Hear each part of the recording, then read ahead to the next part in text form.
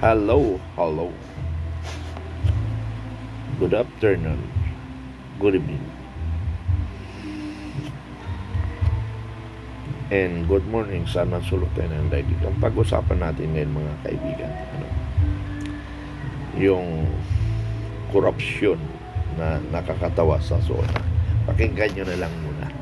At ako'y natatawa rin dito sa sitwasyon na ito.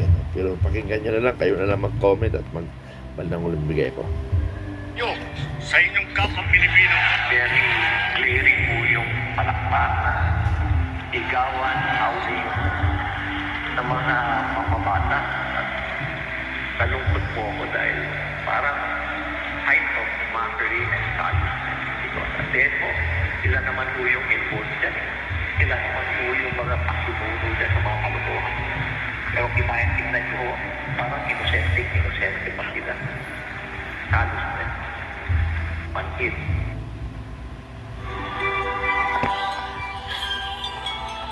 Sorry lang, ha?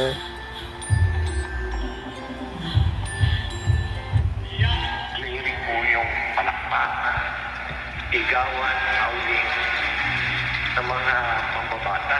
At kalungkot po ako dahil parang height of mockery and callousness. Because at the end po, sila naman po yung involved dyan.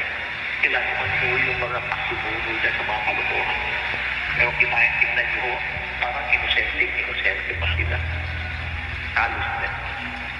Pankit. Okay. Bigay tayo ng opinion. Nakakahiyang Pilipino talaga, no? Pinagluloko nila ang sarili nila. At tayo rin ay ginagago rin nila. Ginagago rin tayo nila. Bakit? Para bang yung pagkasalita ni Pangulong Bongbong Marcos, Bongbong Marcos, na mahiya naman kayo. Saan address yun nung sinasabi niyang mahiya naman kayo? Meaning, mahiya naman kayo na huwag kayong magnakaw. Sino ang magnanakaw? Di ba mga galamay mo? Una, ang lahat ng nasa kabinete. At yung mga nagpalakpakan, mga gago rin, Bakit gago rin, Ipinalakpakan nila sarili nila na sila yung sinasabihan ni Marcos, Pero, isa doon nakita ko si Toby Chanko, Nagpalakpakan siya, sabi niya, salamat. Nabuksan rin ang katotohanan. Kaya lang, ang sabi niya sa isip niya, nagpalakpakan niyo yung mga kasabwat sa korupsyon. Diyos ko. Ano ba ang nangyayari sa ating bansa? Diyos ko, mga kabagang. Para tayong pinanggagago. Narinig niyo yung mensahe ni Pangulong Marcos. Maya naman kayo. Ano yun? Mga tao mo yun, although sabi natin, hindi mo alam. Kaya pinagsabihan mo yung mga magnanakaw. Okay. Kayo, mga kasama kong Pilipino, tama bang niyang sabihin na mahiya naman kayo, huwag kayo magnakaw? Bakit hindi niya na lang ipatawag sa it's either executive meeting or their weekly conferences sa mga kabinete? Now, sa Senate, sa Congress, pag nagpa-meeting siya, magsalita siya na in general. Yung congressman, lahat naman followers niya almost. Pag sinabing almost, siguro sa aking idea, 95% almost. Meron pa rin natitira na hindi, ganun 5%. Di ba, Shin De Leon matawaran?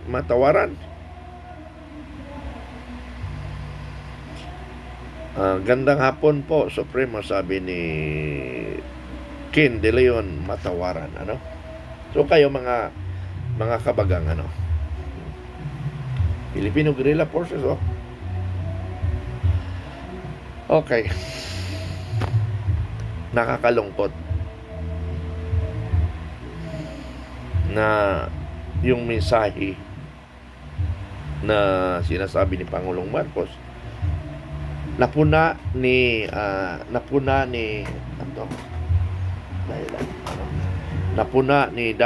Mayor Magalong. Ako rin napuna ko yun eh. Sino pa imbestiga? Pinagsasabihan niya. So ganito yung mga kababayan ko, ano? Mga tulad kong makabayan, ano?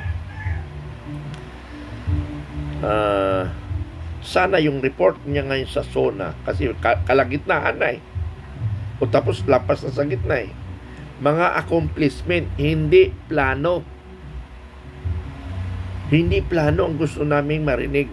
Pangulong Marcos, dapat accomplishment ang iyong sasabihin. Kumbaga sa percentage, 80% accomplishment, 20% plano. Ganun sana, kasi marami ka nang ipapaabot sa taong bayan from 2022, 23, 24. 3 taon na yun ang ipapaliwanag mo sa taong bayan. Hindi plano ang sinasabi mo, ipatapos ka na eh. Diyos ko naman, Apo, oo.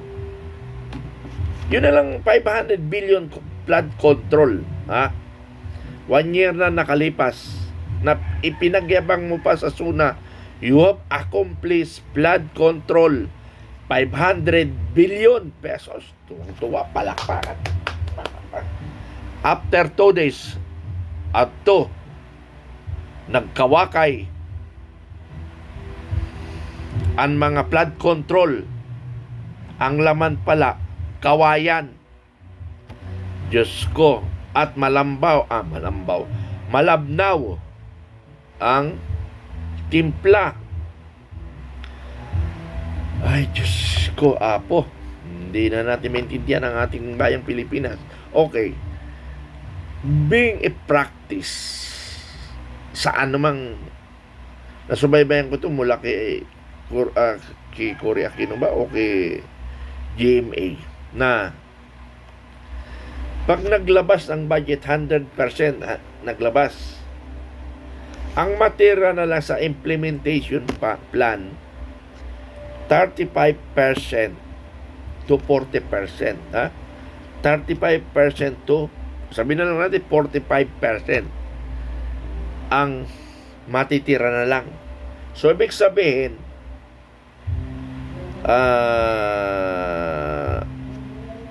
55% to 65% ay nawala. Biruin mo yun. Sobra sa kalahati ang nawala sa budget.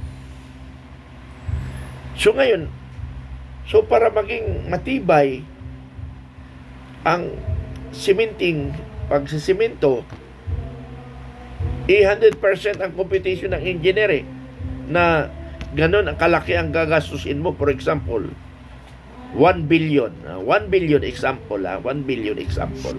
Okay. Project yan, 1 billion competition, ano? Sa tulay. Tulay na lang kasi maraming tulay, no? So, yung tulay, 1 billion. Ang project, ang problema lang, nung in-implement na lang, ang natira na lang na pundo doon sa 1 billion is 365 million na lang ang gagamitin mo, or to 45 million, 450 million ang gagamitin mo. Nasaan ang 55 or 65 million? Yun yung tanong ngayon. Hindi yan na nagamit sa pagsisimento at bakal. Di ba ang laki na wala? Sana lang ang nawala, kahit malang ang nawala, 20%, okay na. 65% ang nawala eh. 650 million ang nawala. Ang nagamit, 350 million. Ang ginamit sa project na 1 billion ang project. So, anong mangyari? Sobra pa sa kalate. Kaya ang mga tulay at mga kalsada na bungi-bungi, madaling masira, it because of that. Naintindihan ba natin? Tapos, ito pang masaklap. Ito pa nakakatawang masaklap. Makita mo na matino pa yung simento, pinagbubutas na at papalitan uli. Ay, Diyos ko naman, hindi ko maintindihan talaga. Di PWS, masarap yung pag-uuntugin kayo. Tek kayo. Hindi man lang kayo umangal. Umangal kayo. Bakit? Matakot kayo marilib? Kayo ang sisihin ng taong bayan, engineer, di PWS. Diyos ko. Diyos ko, Diyos ko. Kayo ang sisihin ng taong bayan. Batas yan eh. Putses na batas na yan. Ang alam ko sa batas lang, 20% ang mawala eh. For requirements eh. 65 eh. Yung 1,650 million, more or less, ang nawala. 35 million, 350 million na lang ang gagamitin sa project. Kaya instead na bakal na 20 mm, 10 mm na lang gagamitin nila. 20 mm yung gagamitin na bakal, 10 na lang. Now, sa simento, na instead ang halo 20, 10 na lang ang halo. No, tingnan nyo. Napakasaklap, Kuya Eddie. Now, balik tayo doon sa ang masaklap nga rin yun, maraming kalsadang hindi pa na tawag nito? Hindi pa nasisiminto. Yung pang matino, yun ang sinisira at sisimintuin uli. Ay, God damn. Diyos ko man. Ging Apps, anong gagawin natin dito, Ging Apps? Web G Balis, anong gawin natin? Luloy Orilla River, Luloy is watching. Ano ang gagawin natin sa mga taong ganito?